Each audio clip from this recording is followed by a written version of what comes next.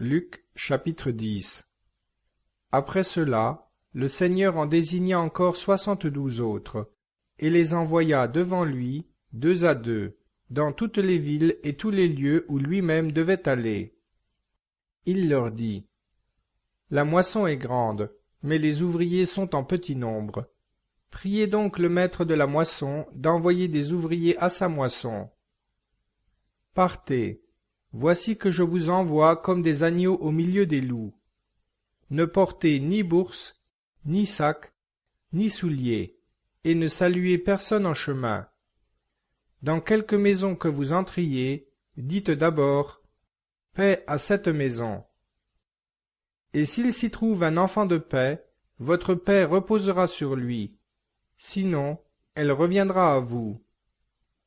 Demeurez dans la même maison, mangeant et buvant de ce qu'il y aura chez eux, car l'ouvrier mérite son salaire. Ne passez pas d'une maison dans une autre. Dans quelque ville que vous entriez, si l'on vous reçoit, mangez ce qu'on vous présentera.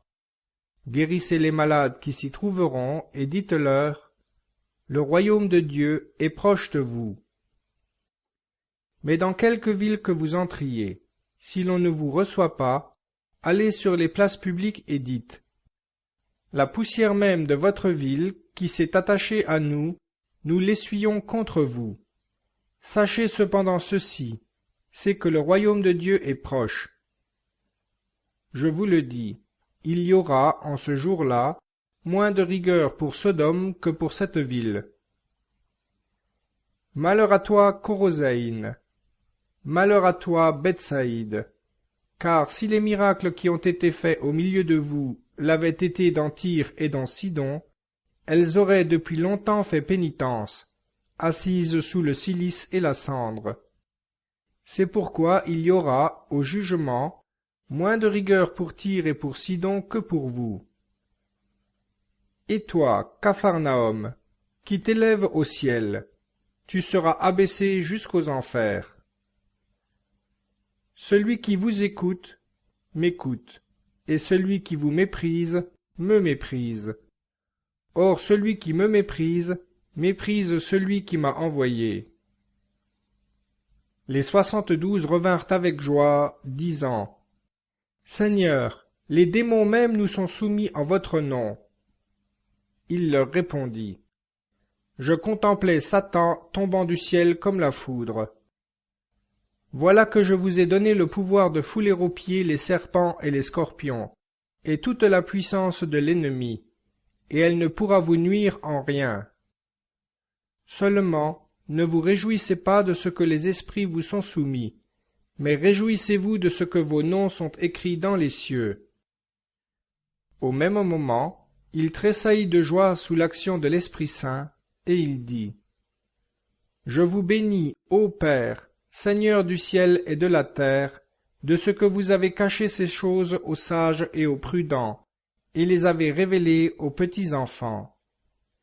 Oui, je vous bénis, ô Père, de ce qu'il vous a plu ainsi.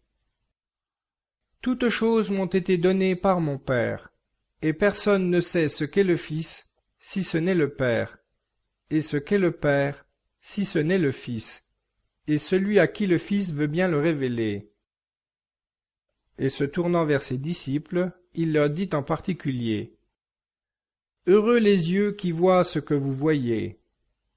Car, je vous le dis, beaucoup de prophètes et de rois ont désiré voir ce que vous voyez, et ne l'ont pas vu, entendre ce que vous entendez, et ne l'ont pas entendu. » Et voici qu'un docteur de la loi, s'étant levé, lui dit pour l'éprouver, « Maître, que ferai-je pour posséder la vie éternelle ?» Jésus lui dit, « Qu'y a-t-il d'écrit dans la loi? Qui lis-tu » Il répondit, « Tu aimeras le Seigneur ton Dieu de tout ton cœur, de toute ton âme, de toutes tes forces et de tout ton esprit, et ton prochain comme toi-même. » Jésus lui dit, « Tu as bien répondu. Fais cela, et tu vivras. » Mais cet homme, voulant se justifier, dit à Jésus, « Et qui est mon prochain ?» Jésus reprit. Un homme descendait de Jérusalem à Jéricho. Il tomba entre les mains des brigands qui le dépouillèrent, et l'ayant chargé de coups, se retirèrent, le laissant à demi-mort. Or, il arriva qu'un prêtre descendait par le même chemin. Il vit cet homme, et passa outre. De même un Lévite, étant venu dans ce lieu, s'approcha, le vit et passa outre. Mais un Samaritain, qui était en voyage, arriva près de lui, et, le voyant, fut touché de compassion. Il s'approcha, banda ses plaies, après y avoir versé de l'huile et du vin. Puis il le mit sur sa propre monture, le mena dans une hôtellerie et prit soin de lui. Le lendemain, tirant 2 deniers, il les donna à l'hôte et lui dit : « Aie soin de cet homme, et tout ce que tu dépenseras de plus, je te le rendrai à mon retour. » Lequel de ces 3 te semble avoir été le prochain de l'homme qui tomba entre les mains des brigands ? Le docteur répondit : Celui qui a pratiqué la miséricorde envers lui. Et Jésus lui dit : Toi aussi, va et fais de même. Pendant qu'ils étaient en chemin, Jésus entra dans un village, et une femme, nommée Marthe, le reçut dans sa maison. Elle avait une sœur nommée Marie, qui, s'étant assise aux pieds du Seigneur, écoutait sa parole, tandis que Marthe s'empressait aux divers soins du service. S'étant donc arrêtée, « Seigneur, dit-elle, ne vous mettez-vous pas en peine que ma sœur m'ait laissé servir seule? Dites-lui donc de m'aider. » Le Seigneur lui répondit : « Marthe, Marthe, vous vous inquiétez et vous agitez pour beaucoup de choses. Une seule est nécessaire. Marie a choisi la bonne part, qui ne lui sera point ôtée. »